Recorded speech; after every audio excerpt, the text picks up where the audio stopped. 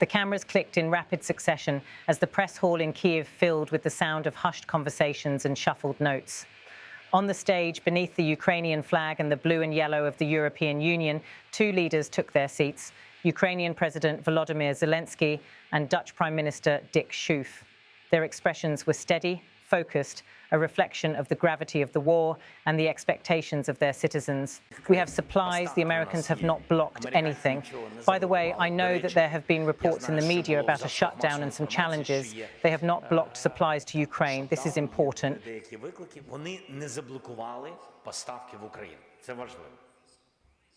We have supplies of air defense systems. These include Hawk, IRIST, NASAMS, and Patriot.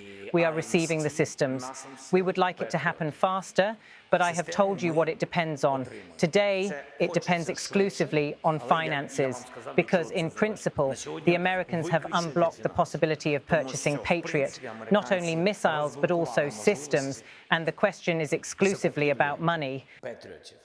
Не тільки ракет, але й систем. І питання виключно в грошах. The conference began with the usual formalities, but quickly moved into the heart of the matter: Ukraine's access to Western military support.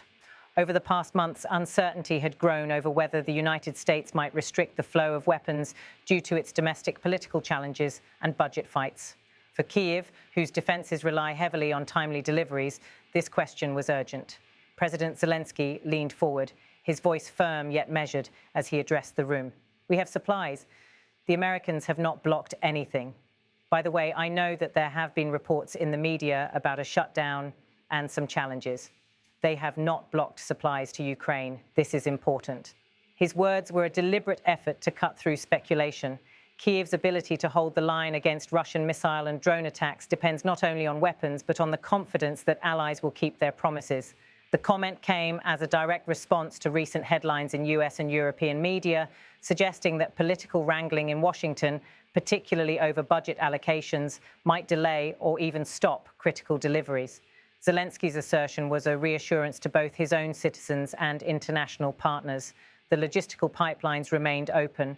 He then moved to specifics, detailing the lifeline of systems that defend Ukraine's skies. We have supplies of air defense systems. These include Hawk, IRIST, NASAMS, and Patriot. We are receiving the systems. We would like it to happen faster, but I have told you what it depends on. Today, it depends exclusively on finances, because in principle, the Americans have unblocked the possibility of purchasing Patriot, not only missiles, but also systems. And the question is exclusively about money. This candid acknowledgement highlighted two realities. First, the physical flow of weaponry is unblocked. The United States is not standing in the way. Second, there is a bottleneck of funding, a reminder that modern warfare often hinges as much on fiscal capacity as on battlefield resolve. Zelensky's emphasis on financial constraints underscored a recurrent theme. Ukraine's partners may be willing, but their parliaments and budgets still shape the pace of support. Throughout the hall, reporters exchanged glances, some scribbling notes, others adjusting their microphones to capture every word. Zelensky's mention of the Patriot system drew particular attention. These long-range surface-to-air missile systems have proven vital in intercepting Russian ballistic and cruise missiles. While Ukraine has received some Patriots, the scale of the threat demands more. Each battery costs hundreds of millions of dollars, and sustaining them with interceptors adds a recurring burden. Since 2022, the Netherlands has committed 20.6 billion euros to support for Ukraine, of which 13.6 billion euros is military support. One way we have done this is by signing up to the new US initiative, where NATO countries will source military support packages for Ukraine from US stockpiles. And the Netherlands, as you mentioned, Volodymyr, was one of the first countries a few weeks ago to get on board with a 500 million euro package. The press conference then shifted focus to the Netherlands, whose role in supporting Ukraine has often been overshadowed by the contributions of larger NATO members. Prime Minister Schoof, standing at the podium with a calm but assertive demeanour, provided a detailed account of his country's commitment. Since 2022, the Netherlands has committed 20.6 billion euros to support for Ukraine, of which 13.6 billion euros is military support. One way we have done this is by signing up to the new US initiative where NATO countries will source military support packages for Ukraine from US stockpiles. And the Netherlands, as you mentioned, Volodymyr, was one of the first countries a few weeks ago to get on board with a 500 million euro package. His statement not only quantified the Dutch contribution, but also emphasised the collaborative nature of the Western alliance.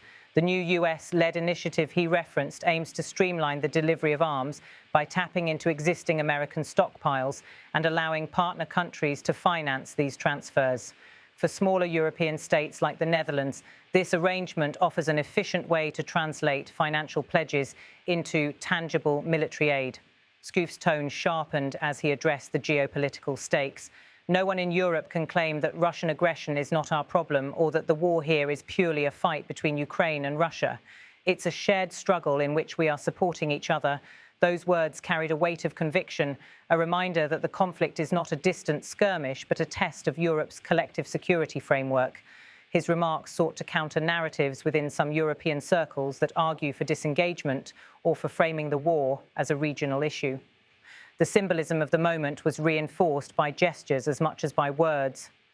After their statements, Zelensky and Schoof stood, shook hands and briefly embraced before facing the cameras again. The image of a wartime president and a European Prime Minister united at the podium sent a message of both solidarity and resolve. Beyond the immediate announcements, the joint appearance marked a continuation of Ukraine's diplomatic strategy to keep its allies not only engaged, but visibly present. For Kyiv, such visits signal to Moscow that the international coalition remains firm, even as the war drags into its third year.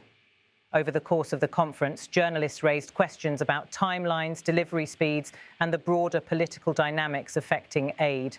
Zelensky reiterated his earlier point that while the technical and political clearances were largely in place, the limiting factor had shifted to financing. His insistence that the Americans had unblocked the Patriot purchases aimed to push back against any perception of waning US commitment. Meanwhile, Schoof's references to joint NATO efforts illustrated how the conflict has reshaped defence policies across Europe.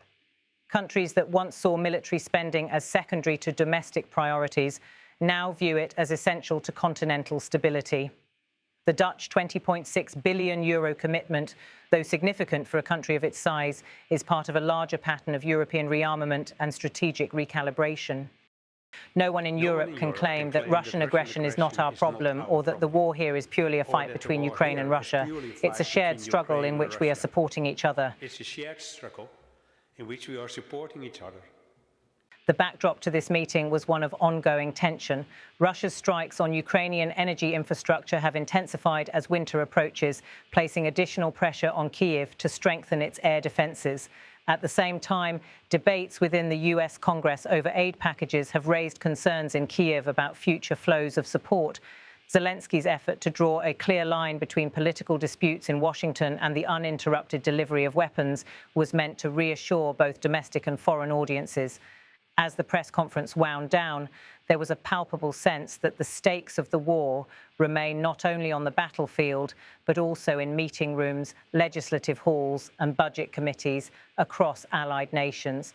Both leaders, in their remarks, underscored that the outcome in Ukraine would shape the security landscape of Europe for decades to come. The long voiceover for this video would linger on the human dimension as well. The soldiers in trenches waiting for the next Patriot battery to protect their sector. The Ukrainian families whose nights are lit by the glow of missile interceptions, the Dutch taxpayers watching their government funnel billions into a war beyond their borders, but, as Schoof put it, tied to their own safety. Such perspectives turn policy numbers into lived realities. As the cameras followed the leaders leaving the stage, the handshake and embrace replayed on screens across Europe and beyond. For Kyiv, it was another day of diplomacy entwined with survival. For the Netherlands, it was a public affirmation of a commitment that extends beyond financial figures to a shared vision of European stability. Narrating this scene over 32 minutes, about 1,920 seconds, allows the voiceover to move fluidly between the remarks of the leaders, the strategic context, the logistical challenges, and the broader geopolitical stakes. It frames the press conference not as an isolated event, but as a chapter in an ongoing struggle in which words, budgets and alliances are as decisive as the weapons on the front line. Міністр Нідерландів Дік Schoof. Заява президента України. Дуже перший раз, не перший візит в Україну, але перший раз в столицю. Дякую за твою особисту підтримку. Be or can be approved in the next EU summit. Thank you so much. Поки що так. Дякую, прес-конференція добігла кінця.